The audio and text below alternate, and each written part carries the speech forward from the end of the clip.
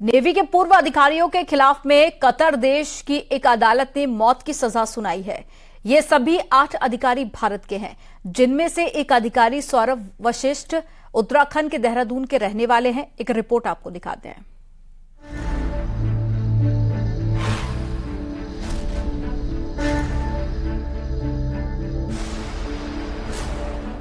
Qatar देश की एक अदालत ने भारत के 8 रिटायर्ड नेवी अफसरों को मौत की सजा सुनाई है।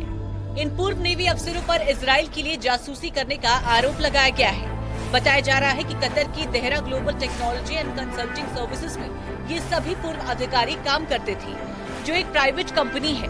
ये कंपनी कतर की डिफेंस और सिक्योरिटी एजेंसियों को ट्रेनिंग और बाकी सर्विसेज देने का काम करती है। इन सभी अधिकारियों में से एक अधिकारी देहरादून के सौरभ वशिष्ठ है, जो नेवी में कैप्टन पद से रिटायर्ड होकर कतर की Dehra global technology and consulting services में काम करते थे। सौरभ का घर देहरादून के क्लेम टाउन क्षेत्र में है। इस खबर के बाद सौरभ के माता पिता दिल्ली में अपने रिश्तेदारों के घर में हैं। बताया जा रहा है कि सभी अधिकारियों के परिजन विदेश मंत्रालय के संपर्क में हैं। आपको बता दें कि सौरभ वशिष्ठ के पिता भी विंग कमांडर थे और सौरभ की शिक्षा दीक्षा भी देहरादून से हुई थी। सौरभ की पहली सर्विस नेवी में थी और बतौर कैप्टन पद से रिटायर होने के बाद सौरभ और उनकी टीम ने कतर की Dehra global technology and consulting services join की थी। सौरभ वशिष्ठ के साथ साथ दूसरे रिटायर्ड अफसर भी हैं, जिनको सजा मिली है। Captain Navjeet Singh Gill, captain Virendra Kumar Verma, commander Amit Nagpal, commander Sugunakar Pakala, commander Sanjeev Gupta, नाविक राकेश। फिलहाल सौरभ की फैमिली दिल्ली में है और देहरादून में रहने वाले सौरभ के माता पिता भी दिल्ली में ही जमे हैं, जो भारत सरकार से आस लगाए हुए हैं कि उनके बेटे को सरकार वापस ले आएगी। न्यूज़ 18 के लिए देहरादून से सत्येंद्र बर्तवाल की रिपोर्ट।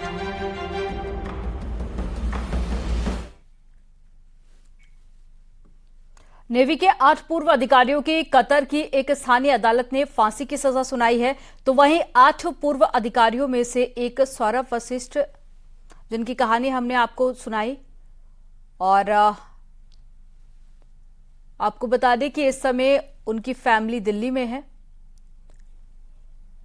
और साथ ही दिल्ली में सौरभ के माता पिता मौजूद है, जो कि लगातार सरकार से गुहार भी लगा रहे हैं। नेवी के पूर्व 8 अधिकारियों के खिलाफ कतर देश ने जासूसी के मामले में सजा सुनाई है, जिसमें से एक सौरभ वशिष्ठ उत्तराखंड के देहरादून के निवासी हैं, जिनका घर क्लेमेंट टाउन में स्थित है।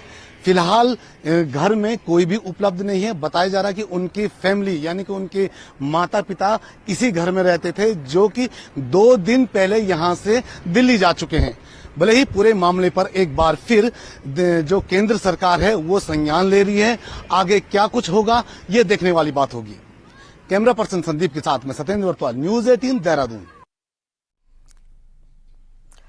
पिथौरागढ़ में लिपुलेख बॉर्डर के लिए रोड बनाने वाली बीआरओ के खिलाफ में मुकदमा दर्ज हो गया है। 7 अक्टूबर को लिपुलेख रोड में लमारी के पास में जीप में पहाड़ी गिरी थी, जिसमें 3 बच्चों समेत 7 लोगों की दर्दनाक मौत हो गई थी। हादसे के बाद में तीनों बच्चों के पिता ने धारचूला थाने में बीआरओ के खिलाफ शिकायत की थी।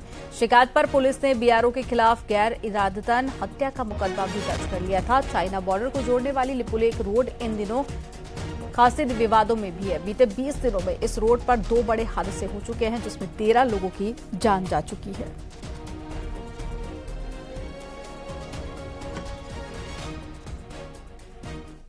दिनांक 7 तारीख को बूदी के निकट लमारी के पास जो है एक वाहन की दुर्घटनाग्रस्त हो गया, जिसमें 7 लोगों की मृत्यु हुई, जिसमें 3 बच्चों की भी मृत्यु हुई। श्री वेदन सिंह द्वारा एप्लीकेशन दिया गया है कि बिहारों के लापरवाही के कारण घटना घटी है, जिस पर मेरे द्वारा जांच की गई। आज हमने इसमें अभियोग पंजीकृत किया है, जिसमें धारा 304(a) बिहारों और कंपनी के विरुद्ध हमने एफआईआर कर दी है।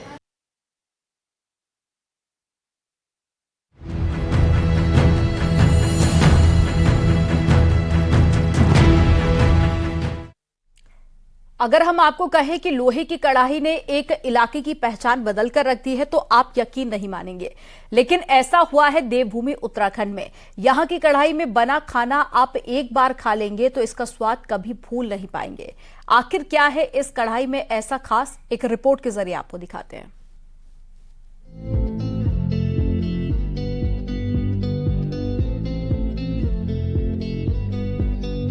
कहावत है, सोना हो या लोहा आग में तपकर ही निखरता है।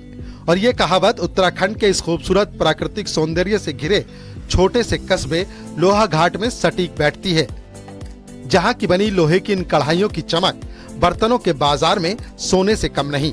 दरअसल दिखने में तो ये कढ़ाइयाँ सामान्य जैसी ही हैं, लेकिन यहाँ के हस्तशिल्पियों का इन्हें बनाने का सदियों पुराना तरीका इन कढ़ाइयों को खास बना देता है। तपते लोहे के बीच हस्तशिल्पियों के हथौड़ों की ये चोट इस काली कलूटी कढ़ाई में ऐसी जान भर देती है कि लोग इसकी चमक की ओर खींचे चले आते हैं। एक तरह से यही कढ़ाई इस लोहा घाट कस्बे की पहचान है। दूर दूर से लोग लोहा घाट की इस कढ़ाई को खरीदने पहुंचते हैं, ताकि वो अपने रिश्तेदारों और नातेदारों के बीच स्वादिष्ट खाना परोसते हुए कह सकें कि लोहा घाट की कढ़ाई में बना खाना है।